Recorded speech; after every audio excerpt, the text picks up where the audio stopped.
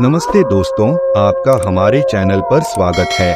आज हम एक नए कहानी के साथ हैं, तो बिना किसी देरी के चलिए शुरुआत करते हैं। बात बहुत ही पुरानी है। उस समय ग्रामीण लोग अधिकतर एक जगह से दूसरी जगह जाने के लिए बैलगाड़ी आदि का उपयोग करते थे।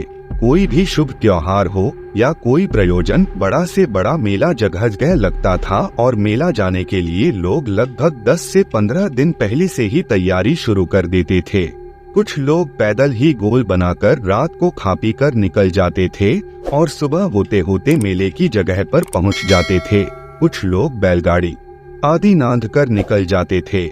ये लोग मेला करने कभी कभी पैदल ही 10 से 12 कोस तक चले जाते थे और उधर से कुदाल, हंसुआ, हत्था, पानी उचीलने का साधन, कुड़ी, खेतों में सिंचाई के काम आने वाला बर्तन जिसमें रस्सी बांधकर कुएं, तालाब आदि से पानी निकाला जाता है आदि खेती किसानी के सामान के साथ ही पहसुल, लोड़ा आदि भी खरीदते थे और साथ ही ओसौनी के साथ ही बांस की बनी अन्य चीजें। हर परिवार अपने परिवार के छोटे बच्चों के लिए लकड़ी के बने खिलौने और तिफिया गाड़ी खरीदना नहीं भूलता था। ऐसा नहीं है कि मेले आज नहीं लगते, पर आज के मेले पर आधुनिकता पूरी तरह से हावी हो गया है और साथ ही ये पारंपरिकता से बहुत ही दूर हो गए हैं। पर उस समय के मेलों की अपनी खासियत होती थी। लोग कुछ विशेष चीजों को खरीदने के लिए किसी विशेष जगह पर लगने वाले मेले का इंतजार करते थे। भूत की पूरी कहानी शुरू करने से पहले मुझे एक छोटा भूत ही रोचक किस्सा याद आ रहा है और उसे यहाँ सुनाना जरूरी समझता हूँ। एक बार मेरे गांव के कुछ लोग रात को खा पी कर लाठी, गमछा, सतुआ आदि बांधकर मेला करने निकल गए। उन्हें लगभग 7 से 8 कोस दूर जाना था। रात का समय और आकाश चांदनी से चकाचौंध, कुछ खेत सरसों के पीले फूल से लद गए थे और प्रकृति की शोभा में 4 चांद लगा रहे थे। मेरे गांव के लोग तेजी से घुरघुरिया रास्ते, मेड़ों आदि से होकर तेजी से गाते हुए, बतियाते हुए बढ़े चले जा रहे थे। रास्ते में एक गढ़ी पड़ी। वे लोग गढ़ी पार किए पर क्या देखते हैं कि घूम फिर कर फिर से ही गढ़ी पर ही आ जाते थे।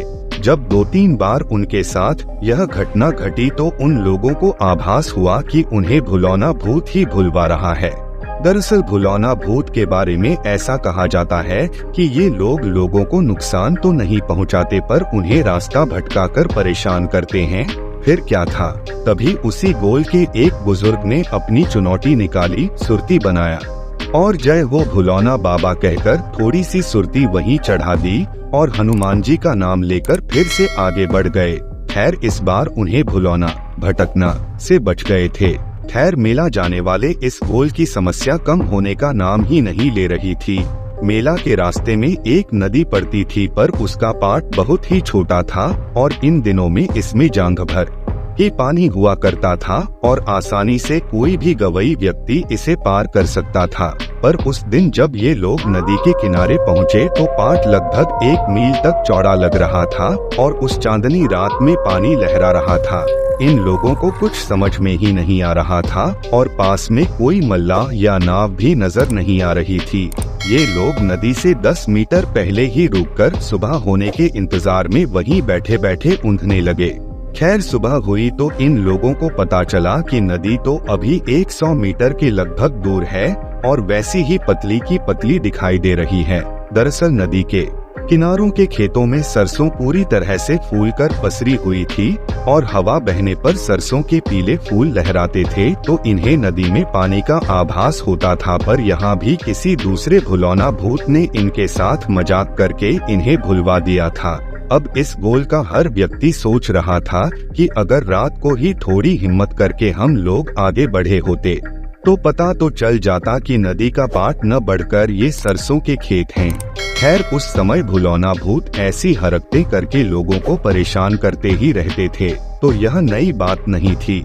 खैर सुबह ये लोग फिर से तेजी के साथ चलना शुरू किए और दोपहर तक एक बड़े बगीचे में पहुंच गए। उस बगीचे से लगभग 1 कोस पर एक दूसरा बड़ा बगीचा, बारी था जिसमें मेला लगता था। पर जो ही वे लोग इस पहले बगीचे में प्रवेश करना शुरू किए, इन्हें बहुत ताजुब हुआ क्योंकि इस बगीचे में भी दुकानें सजना शुरू हो गई थीं।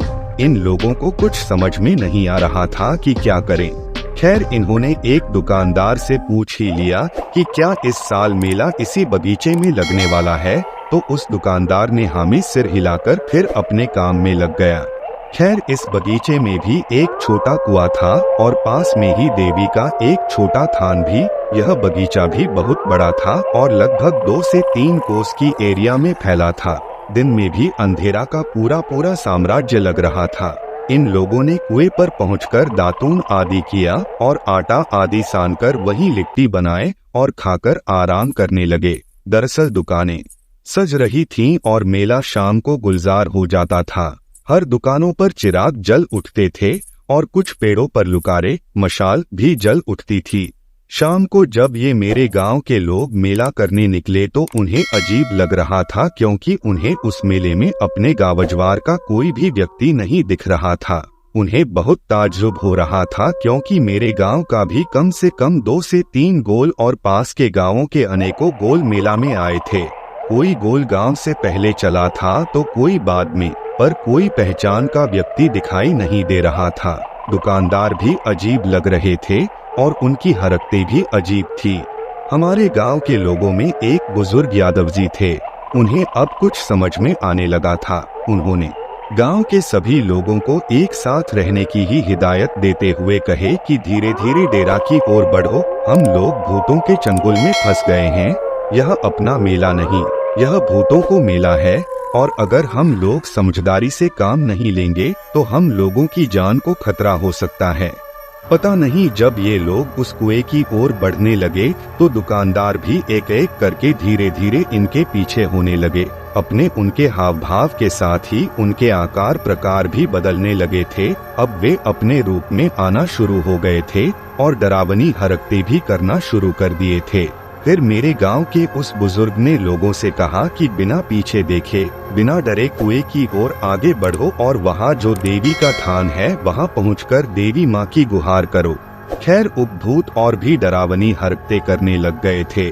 पेड़ों की डालियां तोड़ना भी शुरू कर दिए थे और अजीबोगरीब हरकतें भी। पर मेरे गांव के लोग बिना डरे तेजी से उस कुएं की ओर बढ़े और कुएं पर पहुंचते ही वहां बने देवी थान के पास फल आदि निकालकर देवी माँ को गोहराने लगे। उस बगीचे में एक अजीब ही भयावह स्थिति पैदा हो गई थी।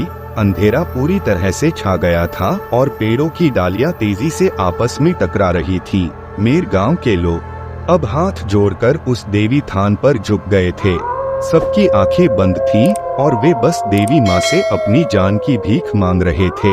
भूत भी आसपास में एकत्र हो गए थे, पर कोई इस थान के पास आने की कोशिश नहीं कर रहा था, पर दूर से इन लोगों को डराने में लगे थे। एकाएक एक तेज आंधी उठी। ऐसा लगा कि पूरे बगीचे में भूचाल आ गया। कुछ पेड़ों की डालियां तेजी से आवाज करते हुए टूटकर गिर गईं। और देखते ही देखते मेरे गांव वालों के कान में किसी महिला की सुमधुर आवाज गुंजायमान हुई, उठो, यहाँ पड़े पड़े क्या कर रहे हो? मेला तो उस बगीचे में लगा है। मैं भी उसी बगीचे में चली गई थी। इसके बाद मेरे गांव वालों के जान में जान आई। अब बगीचे में शांति पसरी हुई थी, पर उन्हें कोई दिखाई नहीं दे रहा था। फिर एक अद्भुत रोशनी प्रकट हुई। रोशनी के प्रकट होते ही मेरे गांव के बुजुर्ग ने कहा कि अपना सामान समेटे और बिना देर किए इस रोशनी के पीछे पीछे निकल पड़ो। फिर मेरे गांव के लोगों ने अपना सामान समेटा और उस रोशनी के पीछे पीछे हो लिए। जब वे लोग मेले वाले बगीचे के पास पहुँचे तो वह रोशनी गायब हो गई। अब मेरे गांव के लोग राहत की सांस ले रहे थे, क्योंकि लगभग काफी रात भी हो चुकी थी और इस बगीचे में मेला भी परवान चढ़ चुका था। जो ही हमारे गांव का यह गोल मेले में प्रवेश किया, वही हरीश खरीदते हुए मेरे गांव के रमेसर बाबा मिल गए। फिर रमेसर बाबा मेरे गांव के इस गोल को लेकर डेरा पर गए, जहां मेरे गांव के अन्य गोल भी आकर ठहरे हुए थे। फिर अपना सामान वहां रखकर ये लोग मेला करने निकले। दरअसल डेरा बनाने से यह फायदा होता था कि हर व्यक्ति की 1 से 2 घंटे इस डेरा पर रहने की जिम्मेदारी होती थी और लोग अपना सामान तथा खरीदा हुआ सामान भी यहीं लाकर रखकर फिर मेले में चले जाते थे। और अगर किसी को खाना पीना भी होता था तो यहीं यानी डेरे पर ही आ जाता था। यह मेला महीनों चलता था। खैर दूसरे दिन सुबह मेरे गांव के उस बुजुर्ग गांव वालों के साथ मेला के आयोजकों के पास पहुंचे और उन्हें रात की घटना बताई। मेला के आयोजकों ने कहा कि हम लोग मेला का आयोजन इसी से तो उस बगीचे में नहीं करते, क्योंकि उस बगीचे में बहुत सारे भूतों का डेरा है। दिन में भी उस बगीचे में अकेले कोई जाना नहीं चाहता है। उस बगीचे के भूत काफी लोगों को परेशान किए हैं। फिर मेरे गांव के उस बुजुर्ग ने कहा कि हमें भूतों से डरने की जरूरत क्या है।